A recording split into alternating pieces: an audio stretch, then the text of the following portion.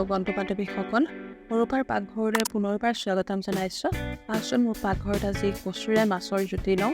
এয়া প্ৰথমে মই মাছকেইটুকুৰা ভাজি লৈছোঁ। তাৰপিছত আনফালে মই কচুখিনি ধুনীয়াকৈ নিমখ পানীত তিয়াই থৈ ধুনীয়াকৈ কাটি নিমখ পানীত তিয়াই থৈ উঠাই ধুনীয়াকৈ আকৌ ধুই থৈছোঁ। থৈ গেছত কেৰাহীখন উঠাই দিলোঁ, দি তেল গৰম হোৱাত তেল দিলোঁ। দিয়া তেল গৰম হোৱাত আকৌ তাতে মই গোটা জিৰা, পাঁচফোৰণ, কেঁচা জলকীয়া আৰু কটা পিঁয়াজ ইয়াত দি ৰঙচুৱা হোৱালৈকে ভাজিছোঁ। তাৰপিছত তাতে মই আদা নহৰু পেষ্ট আধা চামুচ দি দিছোঁ। দি অকণমান ভাজি লৈ হালধি গুড়ি দিছোঁ, এয়া আধা চামুচ দি অকণমান ভাজি কাটি থোৱা কচুখিনি এয়া দি দিছোঁ। বনৰীয়া কচু আৰু মান কচু দুইটাই আছে। তাৰপিছতে সোৱাদ অনুসাৰে নিমখ দিলোঁ। 10 মিনিটমান সময় কচুখিনি মই ভাজিম, জুইটো অলপ কমাই। আৰু বন্ধু বান্ধৱীসকল, মোৰ ভিডিঅ'সমূহ যদি চাই ভাল পায় তেনেহ'লে মোৰ ফেচবুক পেজখন ফ'ল' কৰি দিব আৰু এটা সুন্দৰ কমেণ্ট, লাইক, শ্বেয়াৰ কৰি দিব দেই।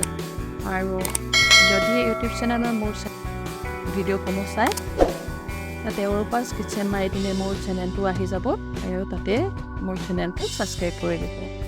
এয়া তাতে মই কাটি থোৱা মধুসোলেং পাত আৰু মান ধনিয়া পাতখিনি কচুখিনিত দি দিছোঁ। এয়া দি অকণমান সময় আকৌ 2 মিনিটমান সময় ঢাকন মাৰি ভাজি লৈছোঁ। লৈ কচুখিনি এয়া সিজি উঠিছে। তাৰপিছত আনফালে মই গৰম পানী কৰি থৈছিলোঁ। গৰম পানী এগিলাচতকৈ অলপ কম দিছোঁ, সৰু গিলাচেৰে এগিলাচ হ'ব পানী দি দিছোঁ। তাৰপিছত উতল অহালৈকে ঢাকন মাৰি দিম তৰকাৰীখিনি। এই ঢাকন মাৰি দিছোঁ। দি তাৰপিছত এয়া চাওকচোন, কচুৰ তৰকাৰীটো ধুনীয়াকৈ উতলি উঠিছে।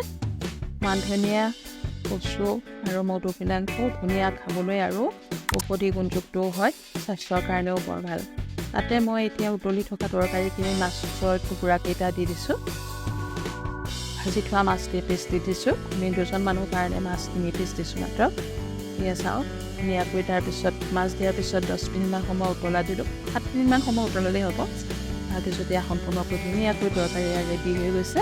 মই এটা বাউলত গোটেই তৰকাৰীখিনি এনেকৈ আলফুলকৈ মাছকেইটা নমাকৈ নমাই দিলোঁ। প্ৰিয় বন্ধু বান্ধৱীসকল, এতিয়া পৰিৱেশন কৰক আৰু মোৰ ভিডিঅ'টো সম্পূৰ্ণকৈ চোৱাৰ বাবে ধন্যবাদ জনালোঁ।